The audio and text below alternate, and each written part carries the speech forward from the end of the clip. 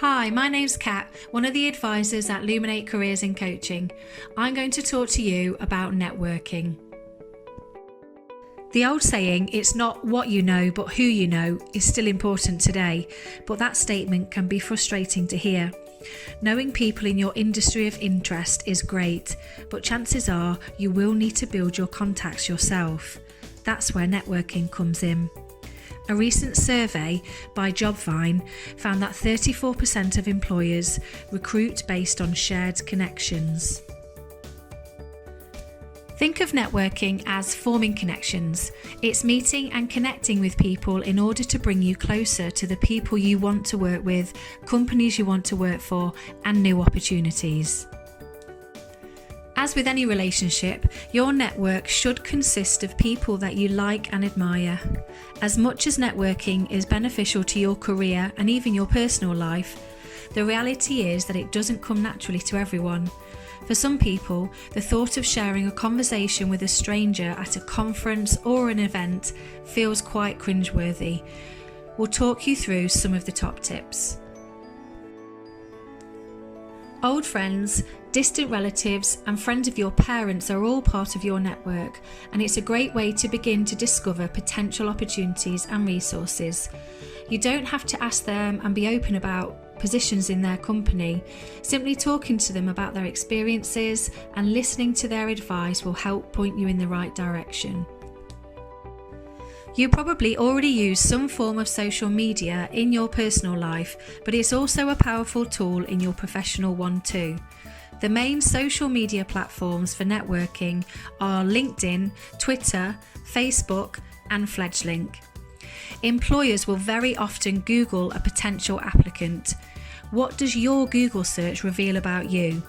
Maybe you should pause this video and try it now. LinkedIn is the leading professional platform for networking. Make sure that your profile is complete and up to date using a professional headshot photo. Use your name. You don't need to use any nicknames or made-up names if you want to build a network. You want to come across as professional and for people to be able to find you when they search for you. Ensure that your email address matches your name and again is professional. Spelling and grammar, make sure this is correct on whichever platform you post. Your Facebook or Insta could be seen by a potential employer. Within your profile, ensure that your skills and experiences are always up to date. Avoid using generic words like analytical and ambitious. Aim to match the skills by showcasing the experience. Search every day, joining relevant groups on Facebook and LinkedIn, and searching by company and hashtags to increase your network. Use LinkedIn and Twitter and FledgeLink to connect. By connecting with people in industries and organisations that you would like to work for, you're building your knowledge and professional network. If you are requesting to connect on LinkedIn, it could be a good idea to send a personalised message, as this makes a good first impression. Only post relevant things. Posting about your cat sleeping position on LinkedIn isn't going to build up the right sort of followers. Save that for Instagram. Check out our more detailed advice on our website. The FledgeLink app is another way to kickstart your professional network, and it's aimed at young people. When you make a connection with someone on FledgeLink, you can choose 5 positive qualities that they have and vice versa.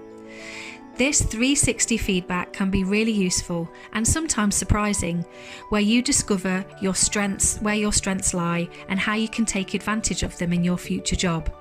The more connections you make, the more feedback you'll be receiving, which will help you build your digital CV too.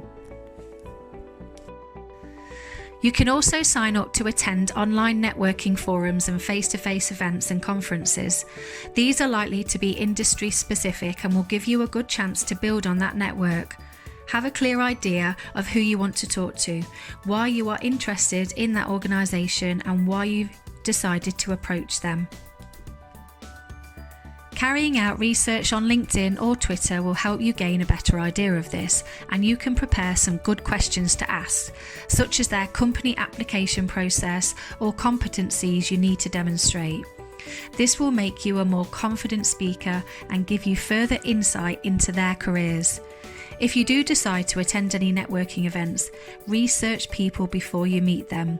If your college or university is hosting a network event, it's probably worth checking out the list of who is planning to attend.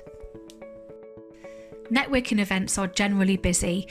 If you're a student or it's your first time at one of these events, it can feel even harder to get noticed. A good idea is to plan ahead and have a few relevant points of discussion in mind.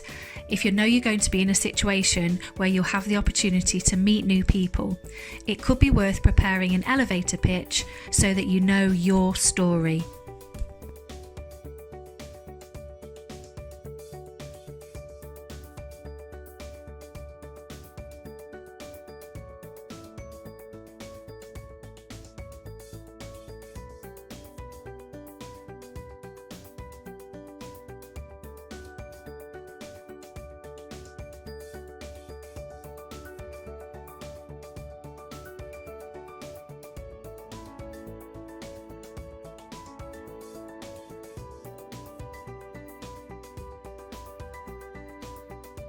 These conversation points don't have to all be about work. They can even be about topics like hobbies or the event itself. The idea is to get the conversation flowing and leave the room for future meetups and discussion. Acquiring some inside information will be invaluable to your job hunt. Most importantly, make sure you listen to who you are talking to and smile. Ensure to ask questions too. Take an interest in the people you speak to. Remember, lots of people enjoy talking about themselves and what they do. Out and about in your everyday life, tune into everyday network opportunities by chatting to someone new in a lift, at college or at work. Perhaps introduce yourself to a speaker at a function, or say hello to that person you see at the gym every week, or the cafe, or in your class. Connect online after meeting a person. It's fine to connect with people you have met in person using social networks. It will keep you in the person's mind far more than business cards or emails, which can get lost or forgotten. Keep in touch with people. Relationships develop over time. Perhaps seek out a mentor. They can help you evaluate job offers, talk through decisions, and negotiate in a crisis. If a person wants your business card, they will ask for it. If not, yours will end up in the bin. Begin to learn when it's appropriate to share. Some people get so anxious at networking events that they forget how to act among other human beings. If you are speaking to someone, try not to dive straight in with, "I want a job." Don't interrupt people when they are speaking. They'll just think that you are rude. Make sure that you introduce yourself and say a little bit about who you are. You don't want to be asked at the end of the conversation, "Who are you?" It can be a great source of inspiration, sharing and developing ideas, new perspectives and learning from others. It could open doors to new opportunities, help with personal growth and confidence. It can build a reputation of being knowledgeable, reliable and supportive. Gaining advice of experienced peers is an important benefit of networking. Discussing common challenges and opportunities opens the door to valuable suggestions and guidance. College Express LinkedIn survey showed that 85% of people who get new jobs found them through networking, so it's an important skill to practice in college. All of the areas that we've mentioned will help you build your network, therefore hopefully increasing your chances of getting employment. Remember, only roughly 20% of jobs are matched through more formal advertising methods, so get networking.